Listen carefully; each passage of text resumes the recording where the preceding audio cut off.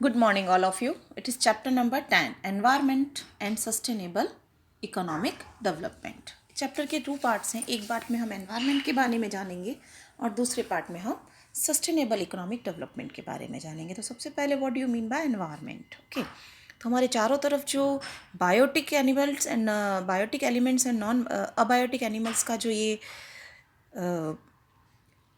पूरा एक फ्लो बना हुआ है उससे हम एनवायरनमेंट कहते हैं. तो ठीक है, तो it includes all the biotic and abiotic factors that influence each other. अब बायोटिक एनिमल्स में कौन सारी जो भी लिविंग एलिमेंट्स हैं, जैसे बर्ड्स हैं, एनिमल्स हैं, प्लांट है, फॉरेस्ट है, फिशनरीज हैं, ये सारी चीज़ें शामिल हैं. अबायोटिक एनिमल्स में नॉन लिविंग थिंग्स जो होती हैं जैसे एयर, वाटर, सन, लैंड, माउंटेन्स एक्सेट्रा, ये सारे एलिमेंट्स इंक्लूड होते हैं. अब हमारे लिए एनवायरनमेंट काम क्या करता है, तो हमें सबसे पहला एनवायरनमेंट क्या करता है, रिसोर्सेज सप्लाई करता है और फिर हमारे जो वेस्ट हैं उनको ऑब्जर्व करता है. देखिए, हम अपनी सांसों से क्या निकालते हैं, हम जब ब्रीथ करते हैं तो कार्बन डाइऑक्साइड निकालते हैं. तो ये कार्बन डाइऑक्साइड ऑब्जर्व कौन करता है, पेड़ करते हैं. और पेड़ किसका पार्ट है, एनवायरनमेंट का. तो हमारे वेस्ट को ऑब्जर्व करता है. फिर आपके सस्टेनेबल लाइफ, हमको लाइफ प्रोवाइड कराता है. हम जीते ही एनवायरनमेंट पर है, क्योंकि हवा, पानी और भोजन तीनों ही हमें कौन देता है, एनवायरनमेंट. और हम उसी पर सर्वाइव कर रहे हैं, उसी के कारण हम जिंदा हैं.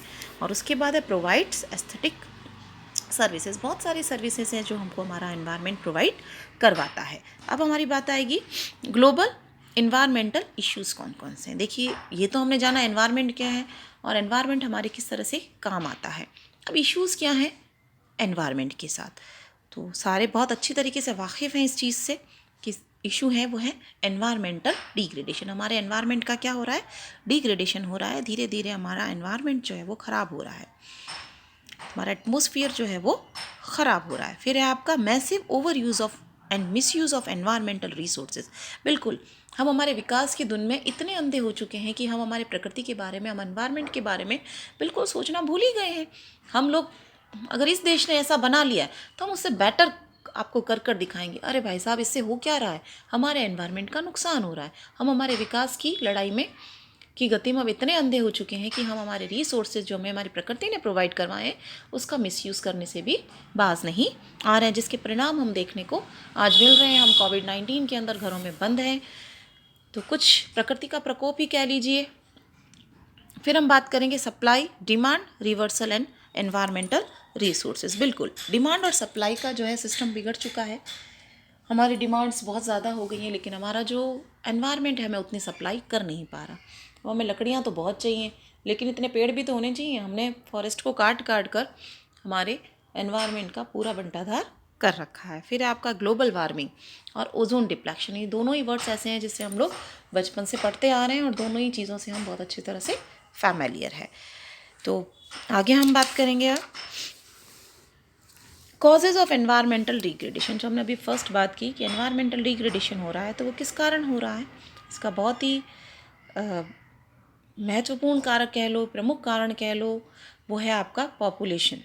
पॉपुलेशन का प्रेशर जो है वो बढ़ रहा है धरती पर. और तो जैसे जैसे पॉपुलेशन बढ़ेगी वैसे वैसे उनकी डिमांड बढ़ेगी, और वो डिमांड कहाँ से पूरी की जाएगी, हमारे एनवायरनमेंट को नुकसान पहुँचा कर ही पूरी की जाएगी. तो हमें उस पर थोड़ा सा कंट्रोल करना चाहिए, क्योंकि जैसे जैसे पॉपुलेशन बढ़ती है उनको रहने के लिए, खाने के लिए, पीने के लिए सब कुछ ज़्यादा चाहिए. तो फॉरेस्ट काटते जाओ और अपनी ज़रूरतों को पूरा करते जाओ. फिर इसके अलावा है शहरीकरण बढ़ रहा है. अब देखिए, शहरीकरण बढ़ रहा है तो हम लोग जैसे जैसे शहरों की तरफ आएंगे, शहर में जो भी पेड़ बीच में आएंगे उसको हम हटाएंगे और कंक्रीट का पहाड़ खड़ा करते जाएंगे. ये कंक्रीट का पहाड़ क्या होते हैं, मॉल्स होते हैं जो हम खड़ा करते जा रहे हैं. और जैसे जैसे लोग शहरों में आ रहे हैं तो शहरों में रहने की समस्याएं हो रही है और हम कंक्रीट का जाल जो है वो खड़ा करते जा रहे हैं. रैपिड इंडस्ट्रियलाइजेशन इसका बहुत महत्वपूर्ण कारण है. बहुत तीव्र गति से हमारा औद्योगिकरण हो रहा है और औद्योगिकरण होने के कारण air pollution, water pollution, noise pollution से हम ग्रसित होते जा रहे हैं. आज ये तरह तरह की बीमारियां जो हमें लग रही है वो इन्हीं पॉल्यूशंस की वजह से लग रही है. 1960s में हमने जो ग्रीन रेवोल्यूशन किया था, याद आया सबको, ये चैप्टर पढ़ाया गया था. 1960s में जो ये ग्रीन रेवोल्यूशन हुआ उसके कारण हमें बहुत ज़्यादा पेस्टिसाइड्स, फर्टिलाइज़र्स ये सब यूज़ करना शुरू कर दिया. पैदावार तो नो डाउट एक बार बढ़ी, लेकिन हमने हमारी धरती है उससे कितना ले सकेंगे, जितना था ले लिया. अब जो पैदावार हो रही है वो इतनी अच्छी नहीं हो रही है. अब जो हो रहा है वो केवल धान हो रहा है, बस आप उसको खा लीजिए, लेकिन उसमें गुणवत्ता नहीं है। फिर आपके आता है लैंड डिग्रेडेशन। बिल्कुल लैंड डिग्रेडेशन भी हुआ है, लैंड की जो क्वालिटी है वो इम्प्रूव होने की बजाय क्या हो गई है, कम हो गई है। हमारा जो लैंड पहले हमको जितना प्रोडक्शन देता था अब वो नहीं दे पाता, मतलब उसकी प्रोडक्टिविटी क्या हुई है, कम हुई है। तो क्या कारण है इसके लैंड डिग्रेडेशन के? तो loss of vegetation occurring due to the deforestation, unsustainable fuel wood and fodder extraction, shifting cultivation, encroachment into forest India, forest land and overgrazing, non-adoption of active conservation measures, improper crop rotation, discrimination, use of agrochemicals such as fertilizers and pesticides, extraction of groundwater in excess of the recharge capacity, poverty of the agriculture depend people. Okay, अब impact क्या पड़ रहा है? Impact of degradation, इसका impact क्या पड़ा है?